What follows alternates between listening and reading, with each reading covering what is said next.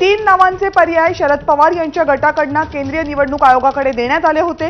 त्यातल्या एका पर्यायाचा स्वीकार केला गेलाय। त्यामुळे शरद पवार गटाला राष्ट्रवादी काँग्रेस पार्टी शरदचंद्र पवार असं नाव दिलं गेलेलं आहे। याशिवाय राष्ट्रवादी काँग्रेस पार्टी शरद पवार आणि राष्ट्रवादी काँग्रेस पार्टी शरदराव पवार या नावांचा सुद्धा पर्याय देण्यात आला होता। मात्र केंद्रीय निवडणूक आयोगाने सध्या शरद पवार यांच्या गटाला राष्ट्रवादी काँग्रेस पार्टी शरदचंद्र पवार असं नाव दिलेलं आहे। राज्यसभेच्या निवडणुका तोंडावर आहेत, त्या दृष्टीने लवकरात लवकर आपल्याकडे पर्याय द्या असं केंद्रीय निवडणूक आयोगाने काल दिलेल्या निकालामध्ये म्हटलं होतं। ज्या निकालान्वये अजित पवार यांना राष्ट्रवादी काँग्रेस पक्षाचं नाव आणि चिन्ह देण्यात आलं होतं। अजित पवार गटाला राष्ट्रवादी काँग्रेस पक्षाचं नाव आणि चिन्ह दिल्यामुळे शरद पवार यांचा स्वतंत्र गट मानला गेला।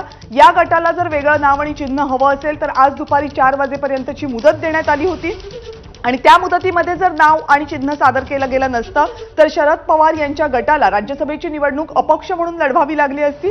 4 वाजेपर्यंत जे 3 पर्याय दिले गेले होते त्या पर्यायातल्यापैकी राष्ट्रवादी काँग्रेस पार्टी शरदचंद्र पवार या पर्यायाचा स्वीकार केंद्रीय निवडणूक आयोगाने केलेला आहे। चिन्हाबाबतीत नेमकं काही झालेलं आहे का या संदर्भातली आणखीन अपडेट जाणून घेण्यासाठी आपले नवी दिल्लीचे प्रतिनिधी सोमेश कोलगे आता आपल्या सोबत आहेत, त्यांच्याकडे जाऊयात। सोमेश, कविता, निवडणूक आयोगाने नुकताच आदेश दिलेला आहे या सगळ्या बाबतीत जी कार्यवाही झाली होती त्या विषयाच्या अनुषंगाने आणि त्यानुसार नॅशनलिस्ट काँग्रेस पार्टी शरदचंद्र पवार हे नाव आता त्यांच्या नव्या पक्षाला मिळालेलं आहे।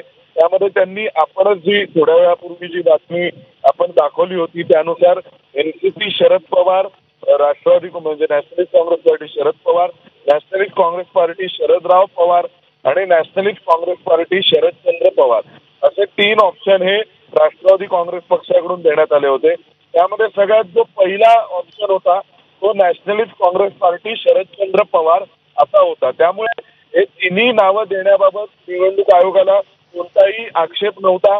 त्यामुळे स्वाभाविक जे पसंतीक्रमात पहिलं नाव दिलं होतं राष्ट्रवादी काँग्रेस पक्ष शरद पवारांच्या वतीने देण्यात आलं होतं तर ते नाव होतं नॅशनलिस्ट काँग्रेस पार्टी शरदचंद्र पवार। त्यामुळे निवडणूक आयोगाने नॅशनलिस्ट काँग्रेस पार्टी शरदचंद्र पवार हे नाव आता यांना दिलेलं आहे आणि त्यानुसार आता नॅशनलिस्ट काँग्रेस पार्टी शरदचंद्र पवार हे त्यांचं नवं नाव असेल।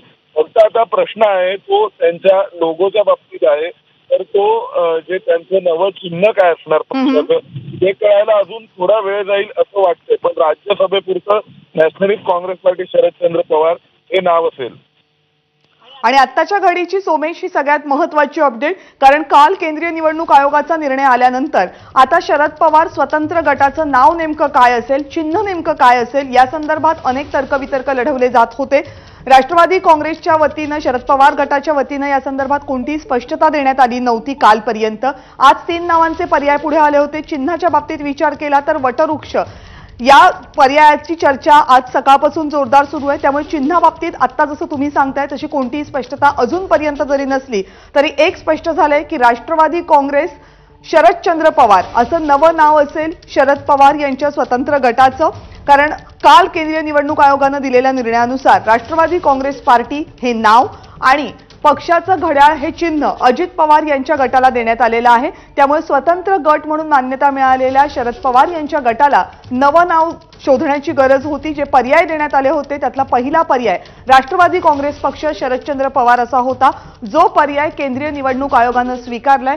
जवळपास 12 तासांचा वेळ देण्यात आला होता शरद पवार यांच्या गटाला निर्णय घेण्यासाठी। याचं कारण असं आहे की राज्यसभेची निवडणूक अगदी तोंडावर आहे आणि या निवडणुकीमध्ये जर शरद पवार यांच्या गटाला आपला उमेदवार उतरवायचा असेल तर त्यांना पक्षाचं नाव आणि चिन्ह असणं गरजेचं होतं आणि त्यासाठी ही वेळ देण्यात आली होती। कारण या वेळेमध्ये जर नाव आणि पक्षाच्या चिन्हाचा पर्याय उपलब्ध करून दिला नसता तर शरद पवार यांच्या गटाला अपक्ष म्हणून मान्यता मिळाली असती आणि त्या दृष्टीने काही वेळातच केंद्रीय निवडणूक